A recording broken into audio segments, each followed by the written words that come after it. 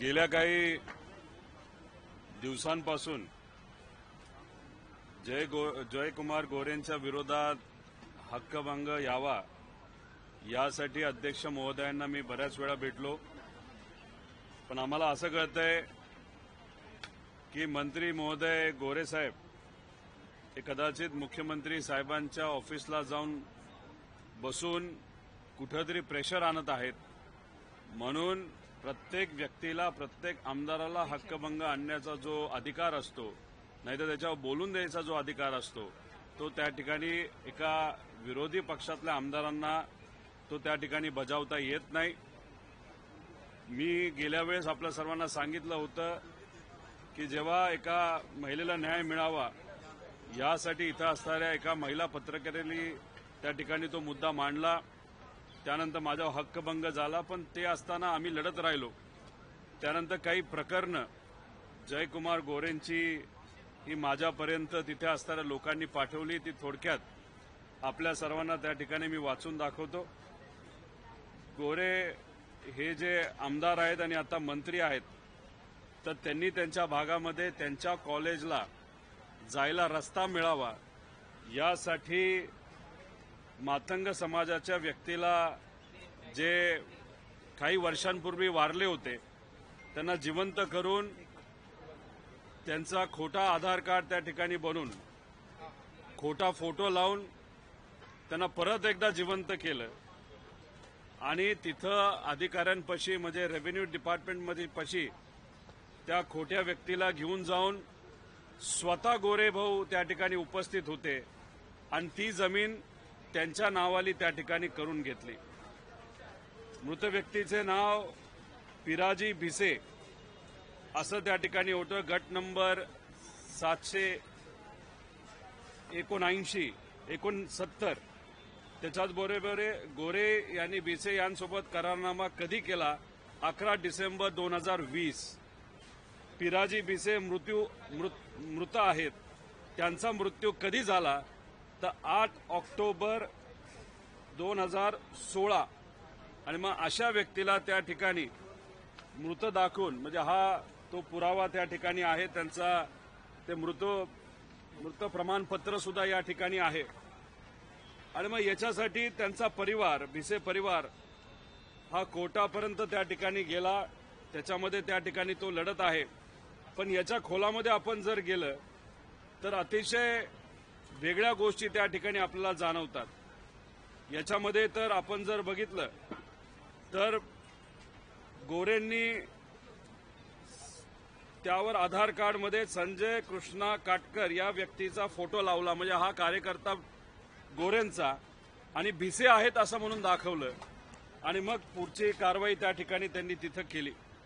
आता याच्यामध्ये खोटी सही म्हणजे जे भिसे होते त्यांना इंग्लिश जमत नव्हतं, अशिक्षित होते, अंगठा त्या ठिकाणी वापरायचे, पण नवीन व्यक्तीला भिसेंच्या नावाला जे पुढे केलं त्याला इंग्लिशमध्ये सही केली। अशा सगळ्या गोष्टी त्या ठिकाणी असताना सुद्धा त्या भिसे परिवाराला दुर्दैवाने न्याय मिळत नाही।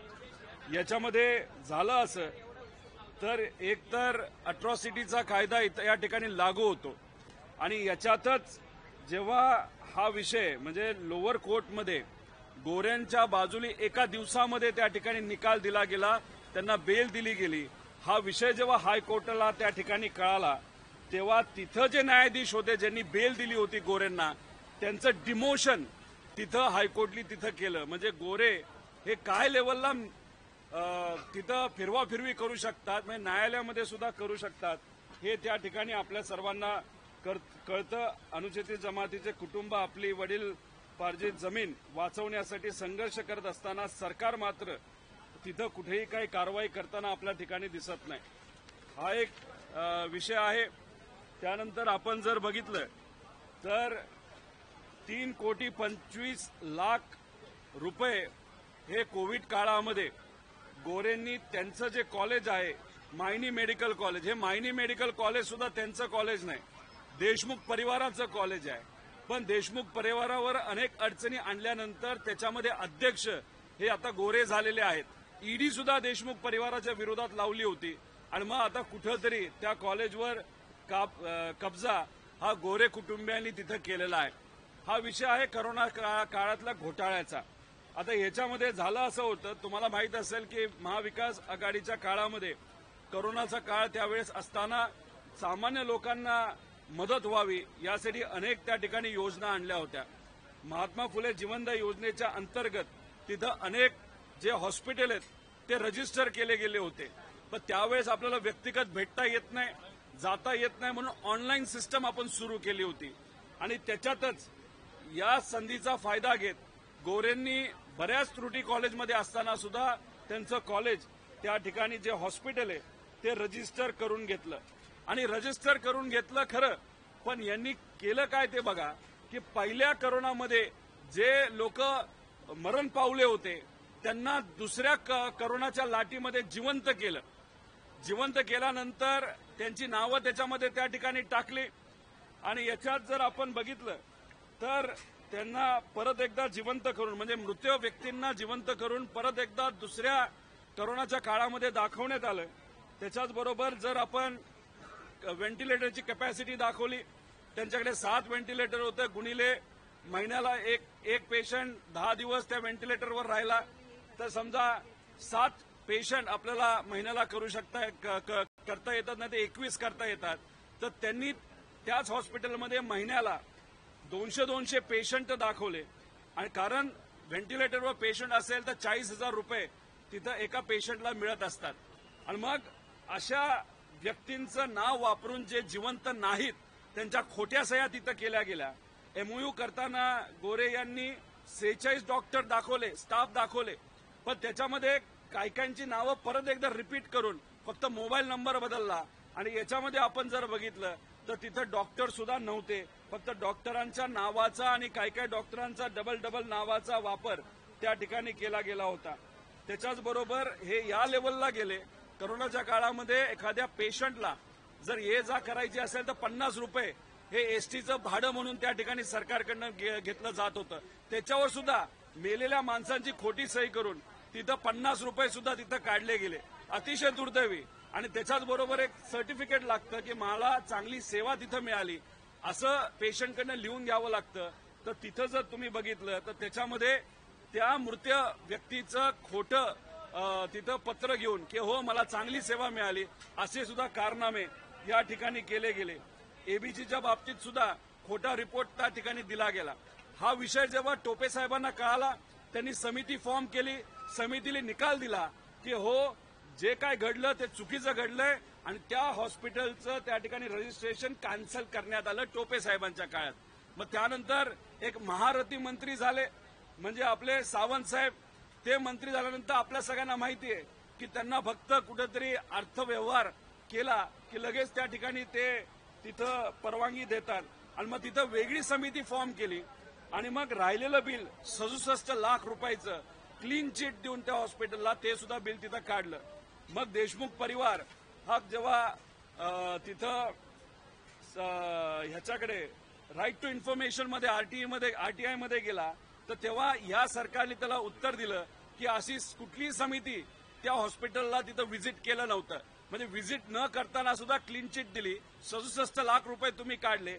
आणि मग तिथं जो सामान्य लोकांवर अन्याय झाला तो त्या ठिकाणी होत असताना हे सरकार त्या बाबतीत करत नाही. देशमुख परिवार डायरेक्ट सुप्रीम कोर्टात गेलं आणि सुप्रीम कोर्टाने तिथं सांगितलंय की this is a unique case where no oral evidence is required. म्हणजे जिथं आपण फक्त बेसिक डॉक्युमेंट जे आहेत, जे मी मगाशी गट्टा त्या ठिकाणी आणला होता, तो गट्टा जर आपण बघितला तर या गट्ट्यावर सुप्रीम कोर्ट म्हणते की या गट्ट्यातले जे सगळे डॉक्युमेंट्स आहेत हे वाचले तर नक्कीच तिथं असणारे जे सर्व अध्यक्ष म्हणजे गोरे त्यांच्यावर आपल्याला कारवाई करता येईल. पण फक्त डायरेक्ट सुप्रीम कोर्टात जाता येत नाही म्हणून त्यांनी सांगितलं लोअर कोर्टात तुम्ही जावं. पण लोअर कोर्टात अडचण एवढीच आहे, पोलीस प्रशासनाकडनं कुठेही त्या ठिकाणी कुठलाही तपास योग्य पद्धतीने केला जात नाही. आणि दुर्दैव असं की तिथं असणाऱ्या अधिकाऱ्यांनी जे तिथं लोकल आहेत त्यांनी परत एकदा या हॉस्पिटलच्या विरोधात फक्त 80,000 रुपयाची केस केली आणि बाकी डायरेक्टरला त्याच्यात गुन्हेगार केलेला आहे. त्यामुळे हे 2 महत्वाचे मुद्दे आहेत आणि हे 2 महत्वाचे मुद्दे पुढे येऊ नये. त्याच्याचबरोबर महिलेचा जो विषय झाला तो सुद्धा कुठेतरी दाबण्यात यावा यासाठी गोरे आणि त्यांचा सर्व मित्रपरिवार हा प्रामाणिकपणे त्या ठिकाणी प्रयत्न फक्त स्वहितासाठी करतोय असं आपल्याला म्हणावं लागेल. जे वकील ज्या पीडित महिलेचे होते ते सुद्धा असं कळतंय की गोरेंच्या जवळचे आहेत आणि मग अशा पद्धतीने तिथं जी महिला आहे स्वतःच्या न्यायासाठी लढत आहे. खरात नावाचे पत्रकार हे सुद्धा स्वतःच्या न्यायासाठी लढत आहे आणि न्याय व्यवस्थेवर आमच्या सगळ्यांचा विश्वास असल्यामुळे आम्हाला नक्की वाटतं की नक्कीच या महिलेला आणि या पत्रकाराला सुद्धा येत्या काळामध्ये न्याय मिळेल. हे सगळे डॉक्युमेंट आम्ही करप्शन ब्युरोला त्या ठिकाणी अँटी करप्शन ब्युरोला त्या ठिकाणी देणार आहे, मुख्यमंत्री कार्यालयाला पाठवू आणि इतरही ठिकाणी पाठवू आणि हा मुद्दा सातत्याने त्या ठिकाणी आम्ही सर्वजण घेऊ आणि हा न्याय देशमुख परिवाराला सुद्धा जो तिथं ज्यांचं ती संस्था आहे भिसे परिवाराला सुद्धा या महिलेला सुद्धा आणि खरात या सगळ्यांना कसा न्याय मिळेल यासाठी आम्ही सर्वजण प्रयत्न करू आणि परत एकदा मंत्री महोदय अध्यक्ष महोदयांना तिथं भेटून माझं जे काय हक्कभंगचा विषय आहे तो आम्हाला त्या ठिकाणी मांडण्याची परवानगी द्यावी अशी विनंती सुद्धा आज त्या ठिकाणी मी करणार आहे.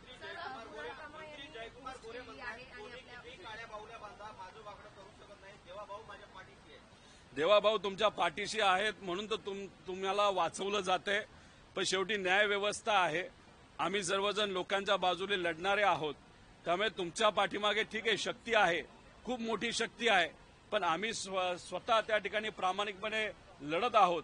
त्यामुळे आम्हाला विश्वास आहे की तिथे असणारी लोक जो कुठला परिवार आहे जो न्यायासाठी लढत आहे त्यांना न्याय मिळेलच, न्याय व्यवस्था आहेच. पण विरोधी पक्षातले लोक म्हणून आम्ही सर्वजण त्या ठिकाणी लढत राहू.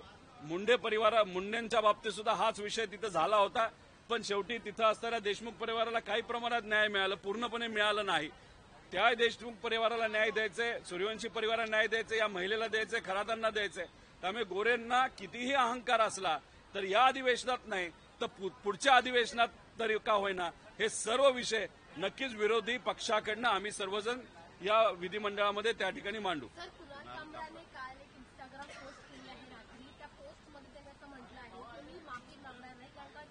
अजित पवार आणि एकनाथ शिंदेबद्दल बोललं होतं तेच मी बोललो आणि काय चुकीचं बोललोय नेमकं आता